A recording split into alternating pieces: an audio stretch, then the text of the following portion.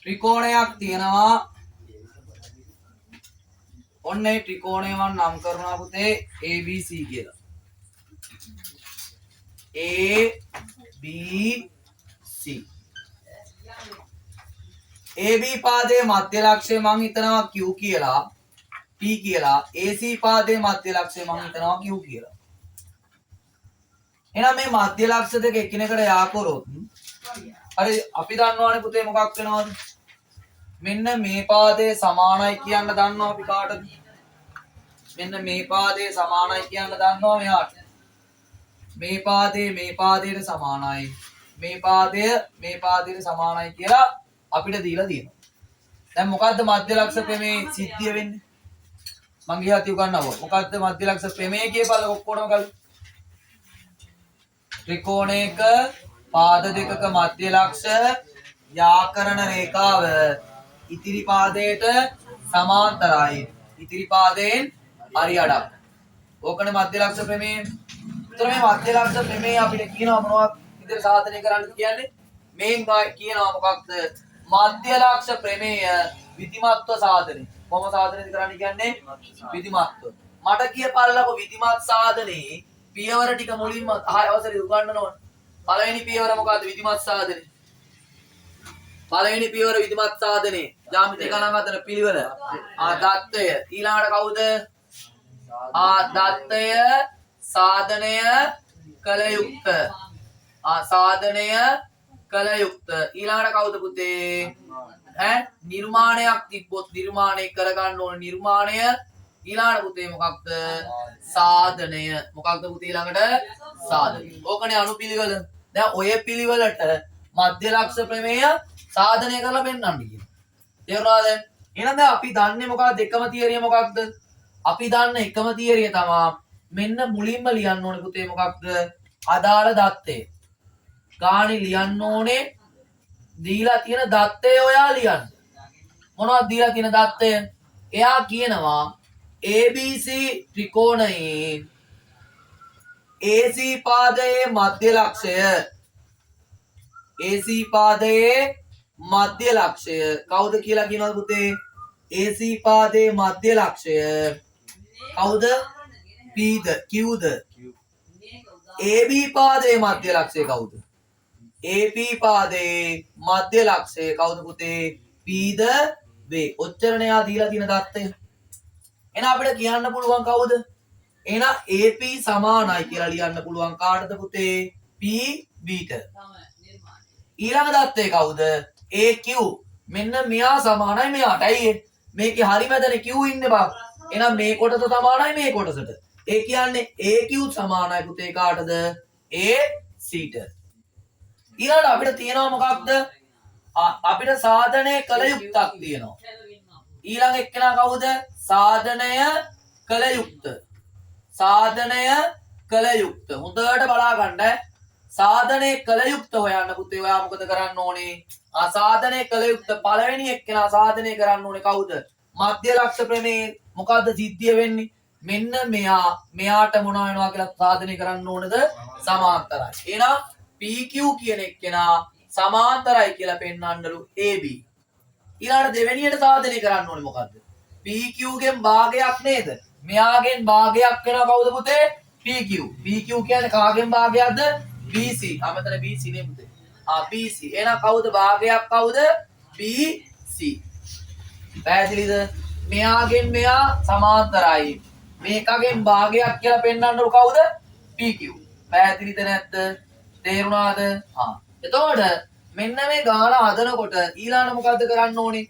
දැන් මේකට කරන්න අපි පුංචි නිර්මාණයක් කරනවා. මොකද්ද කරන්නේ? නිර්මාණයක්. මම කරන නිර්මාණය තමයි මෙන්න මේ AB පාදයට සමාන්තරව කවුරු හරහා යන පරිදිද? C හරහා යන පරිදි මම සමාන්තර රේඛාවක් නිර්මාණය කරනවා. කවුරු හරහා යන පරිදි මෙයාට සමාන්තරව මම මෙහෙන් සමාන්තර රේඛාවක් නිර්මාණය කරනවා. ඒ නිර්මාණය කරන සමාන්තර රේඛාව හමුවන පරිදි PQ රේඛාව දික් කර ගන්නවා කවුද? මේ මෙතෙන්ට එනකන් E තෙක් දික් කරගන්න. E නෙමෙයි මං එයා හිතන්නම්කෝ PQ R D කියලා හිතන්නම්කෝ මං. මෙයා කවුරු කියලා හිතවද මම D කියලා හිතනවා. හරි? ඔයාලට කැමති අකුරක් දාගන්න පුළුවන්. එතකොට ඔන්න යා. තේරුණා? එහෙනම් මං කරපු නිර්මාණය මොකක්ද? දැන් ඊළඟට මොකක්ද තියෙන්නේ? නිර්මාණයනේ. ඊළඟ පියවර මොකද්ද පුතේ? නිර්මාණය. මොකද්ද මං කරගත්ත නිර්මාණය? මෙන්න නිර්මාණය. අනිවාර්යෙන් නිර්මාණය ලියන්න ඕනේ. මොකද්ද නිර්මාණය පුතේ කරගත්ත? කරපු නිර්මාණය තමයි මේ නිර්මාණය. හරි කරපු නිර්මාණය මොකක්ද? AB ට සමාන්තරව AB ට සමාන්තරව AB ට සමාන්තරව AB ට සමාන්තරව C හරහා මොකක්ද? C හරහා C හරහා යන පරිදි මොන රේඛාවද අඳින්නේ බං? C හරහා යන පරිදි CD රේඛාවක් ඇඳ CD රේඛාවක් ඇඳ හරිද? දික්කල PQ දික්කල PQ එම රේඛාව හමුවන ලක්ෂය එම රේඛාව හමුවන ලක්ෂය එම රේඛාව හමුවන ලක්ෂය කවුරු කියලා නම් කරනවද පුතේ? D ලෙස නම් කරමු. ලක්ෂය D ලෙස නම් කරමු. D ලෙස නම් කරමු. ඔන්න කරපු නිර්මාණය. ඔයාගේ වචනෙන් ලියන්න. මේ ඉල්ලුවේ මගේ වචනෙන් පුතේ. පැහැදිලිද? හරි. ඊළඟට මොකද්ද කරන්න ඕනේ? ඊළඟට නිර්මාණයත් හරි. ඊළඟට මොකද්ද පුතේ කරන්න ඕනේ? සාධනය. මොකද්ද කරන්න යන්නේ? සාධනය. දැන් මුදවට බලා ගන්න. සාධනය කරන්න යන්නේ. දැන් කොහොමද මේක කරන්නේ? හරි. ඔක මම නෝ ගෝවලා බලන්න. හරි. සාධනය කරන්නේ කොහොමද? තේරෙනවද සාධනය කරන්නේ කොහොමද? සාධනය කරන්න යන්නේ පුතේ මොකක්ද? මං කරන්නේ මෙහෙමයි. මෙන්න මේ ත්‍රිකෝණ යුගල් දෙක තියෙනවනේ. ඔය ත්‍රිකෝණ යුගල් දෙක මම අංග සම කරනවා. ඔය ත්‍රිකෝණ යුගල් දෙක මොනවද කරනවද? අංග සම කරනවා. අංග සම කරලා හරිද? මට අංග සම කරන්න පුළුවන් නේ බං. මේ පාදයට සමානයි. පැහැදිලිද පුතේ? මේ කෝණයට සමානයි. ඊළාට මේ කෝණයට සමානයි. එහෙනම් දැන් මොනවද තියෙන්නේ? කෝණ දෙකකුයි පාදයකුයි. දැන් මට කියපල්ලකෝ. කෝණ දෙකකුයි පාදයකුයි කියන්නේ මොන අවස්ථාවකටද අංග සම වෙන්නේ? කෝකෝ පාවස්ථාවයට ඒ ත්‍රිකෝණ දෙක මම අංග සම කරනවා. ඒ අංග සම කරලා අනෙකුත් අනුරූපාංග සමාන කරගන්නවා. ඒ කියන්නේ මේ පාදයට සමානයි කියලා සමාන කරගෙන මේ පාදයට සමානයි කියලා සමාන කරගෙන අර කියන බව පෙන්වීම කරන්නයි යන්නේ. පැහැදිලිද? මම කරන්නේ පළවෙනි එක කියන හොඳට බලා ගන්න. රෝමි ඉලක්කම් 1. මම මුලින්ම කරන්නේ මොන ත්‍රිකෝණයේද? APQ ත්‍රිකෝණය සහ අනිත් ත්‍රිකෝණය කවුද පුතේ? CDQ. අනිත් ත්‍රිකෝණය කවුද? CDQ. ත්‍රිකෝණය සලකමු. එයාම සලකන්නයි යන්නේ. තේරුණාද? මම කරන්නේ මෙන්න මේ කෝණය සමානයිනේ. මේ කෝණය සමාන වෙන්නේ ඇයි? මට හේතුව කියපල්. ප්‍රතිමුඛ කෝණය. එහෙනම් මට ලියන්න පුළුවන් AQB කෝණය සමානයි අතරින් කාටද? CQD කෝණයට. ඒකට හේතුව මොකද්ද පුතේ? ප්‍රතිමුඛ කෝණ. ඒකට හේතුව මොකද්ද? ප්‍රතිමුඛ කෝණ. ඊළඟට කවුද පුතේ? මෙන්න මෙයා. මේ කෝණයයි සමානයි නේද? මේ ඇයි හේතුව මොකක්ද? මේ හැදිලා තියෙන හැඩය මොකද්ද පුතේ? ඉෂට් නම් මොන කෝණද? ඒකාන්තර කෝණ. එහෙනම් මට එයා ගන්න පුළුවන් කවුද ඒ කෝණය? PAQ කෝණය සමානයි. මෙතනින් මෙයාට කවුද? DCQට. ඒකට හේතුව මොකද්ද පුතේ? ඒකාන්තර කෝණ. මොන කෝණද පුතේ? ඒකාන්තර කෝණ. ඒකට හේතුව මොකද්ද? ඒකාන්තර කෝණ. පැහැදිලිද? ඊළඟට මෙන්න මේ AQ කියන පාදයේ සමානයි කාටද පුතේ? AQ පාදයේ සමානයි QC ට නේ මෙතන. කාටද සමානයිනේ පුතේ? QC ට. එහෙනම් AQ පාදයේ සමානයි පුතේ කාටද? QC ට. ඒක දත්තේ දීලානේ තියන්නේ. එහෙනම් මට ඒක කෙලින්ම ලියන්න පුළුවන් මොකක් කියලාද පුතේ? දත්තය කියලා කියන්න පුළුවන්. මොකක් කියලා ලියන්න පුළුවන්ද? දත්තය. පැහැදිලිද? දැන් මොකද්ද? කෝණ දෙකකුයි පාදයකුයි අවස්ථාව මොකද්ද පුතේ? කෝකෝ පා. එහෙනම් මට ලියන්න පුළුවන්. එම නිසා කවුද පුතේ? එම නිසා APQ ත්‍රිකෝණය අංග සමයි පුතේ කාටද? CDQ ත්‍රිකෝණයට අවස්ථාව මොකද්ද පුතේ? කෝ පා අවස්ථාව. කෝ පා අවස්ථාව. ඒ යටතේ පුතේ යා මොනවා කරනවද පුතේ? අංග සම කරනවා. පැහැදිලිද නැද්ද? තේරුණාද? හරි. ඊළඟට මට පුළුවන් මොකද්ද? එබැවින් කවුද පුතේ? එබැවින් අංග සම ත්‍රිකෝණවල කවුරු සමාන වෙනවද? කතා කරන්න. අනෙකුත්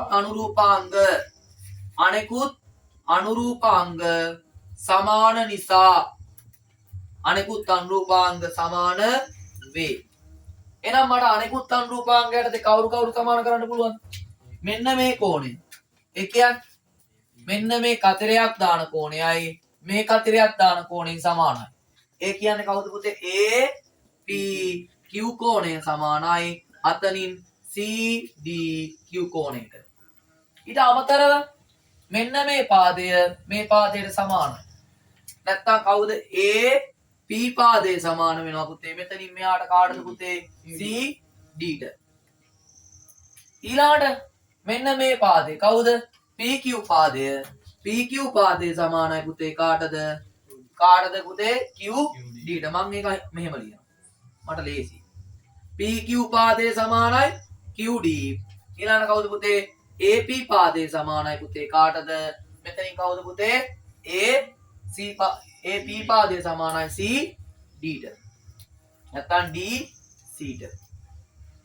කොහොමද? DC හරි CD හරි. පැහැදිලිද? තේරුණාද? හරිනේ? දැන් මම මෙතනදී හෙව්වා නේද? AB පාදයේ සමානයි BB කියලා. හෙව්වද නැද්ද? මම මෙතන ලියනවා දැන් මොකක්ද? AP පාදයේ සමානයි පුතේ CD. මට AP වෙනකොට දාන්න බෑද BP කියලා? පුළුවන් නේද? ඇයි AB කියන කෙනා සමානයිනේ BP කියලා. එහෙම දාන්න පුළුවන් මොන ප්‍රත්‍යක්ෂයට අනුව? තමයි මේවා ඉගෙන ගන්න. සමාන රාශියක් සමාන රාශියකට. ප්‍රත්‍යක්ෂාංක එකට අනුව මට කියන්න පුළුවන් පුතේ මොකක්ද? AP වෙනකොට දානවා කවුද පුතේ? PB සමානයි කවුරු වෙනවද පුතේ? CD. PB සමානයි කවුරු වෙනවද පුතේ? CD. දැන් බලපල්ලකෝ. මෙන්න තියෙනවා චතුරස්‍රයක්. ඔය මොකද්ද තියෙන්නේ? චතුරස්‍රයක්. තේරුණාද? ඔය චතුරස්‍රයේ මේ පාදයට සමානයි. පැහැදිලිද මං කියන කතාව? ඒ වගේම මේ පාදයට සමාන්තරයි. තේරුණාද? එහෙනම් චතුරස්‍රයක සම්මුඛ පාද දෙකක් සමාන හා සමාන්තර වේ නම් චතුරස්‍රයක සම්මුඛ පාද දෙකක් සමාන හා සමාන්තර වේ නම් ඒක මොකක් වෙනවද? සමාන්තරාශ්‍රයක් වෙනවා. සමාන හා සමාන්තර වේ නම් සමාන්තරාශ්‍රය. එහෙනම් මට කියන්න පුළුවන් මම මෙතනදී ලියන්න වෙනම පෑනකින්. එම නිසා කවුද පුතේ චතුරස්‍රය? PCDP චතුරස්‍රයේ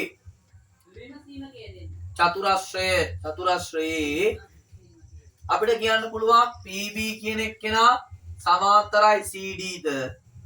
ඊළඟ කවුද? PB කියන එක්කෙනා සමානයි CDද නිසා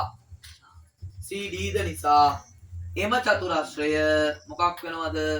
එම චතුරස්‍රය සමාන්තරාශ්‍රයක් වේ. මොකක් වේද පුතේ?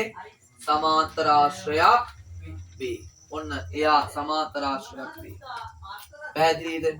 එහෙනම් සමාන්තරාශ්‍රයක් හින්දා අපිට කියන්න පුළුවන් මුන් දෙන්න මොනවා වෙනවද එකිනෙකට? සමාන. කවුද සමාන වෙන්නේ? BC පාදයේ සමාන්තරයි කාටද පුතේ? PDට. ඊළඟට කවුරු වෙනවද? BC සමානයි පුතේ කවුරු වෙනවද? PD. හේතුව මොකද්ද? සමාන්තරාශ්‍රයේ කවුද පුතේ? සමාන්තරාශ්‍රයේ සම්මුඛ පාද. එහෙනම් මට කියන්න පුළුවන් ඕන්නේ. මම මේව ලියන්න. PD කියන එක්කෙනා සමාන්තරයි කවුද? BC. PD කිව්වත් හරි Q කිව්වත් හරි නේද?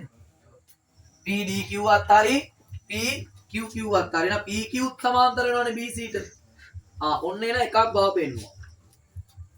PQ සමාන යකෝ P ඉඳන් D කිව්වත් එකම රේඛාවනේ. මුන් දෙන්න සමාන්තරයිනේ. මේ කොටසත් සමාන්තර වෙන්නේ නැද්ද එහෙනම්? සමාන්තර වෙනවද නැද්ද? සමාන්තර. එහෙනම් PQ කියන එක්කෙනා සමාන්තරයි පුතේ කාටද? BC. එහෙනම් පළමු සාධිතය හරි. අංක 1 හරි. හරි එහෙනම් ඔන්න අංක 1. තේරුණාද? අංක 2. එයා කරන්න යන්නේ පුතේ කවුද? එයා කරන්නේ මම ලියනවා PD කියන එක්කෙනා සමාන්තරයි. PD කියන එක්කෙනා සමානයි පුතේ BC. හේතුව මොකක්ද? සමාන්තරාශ්‍රයේ මොන පාදද? සම්මුඛ පාද. සමාන්තරාශ්‍රයේ සම්මුඛ පාද. එහෙනම් PD වෙනුවට මට දාන්න පුළුවන් පුතේ කවුද?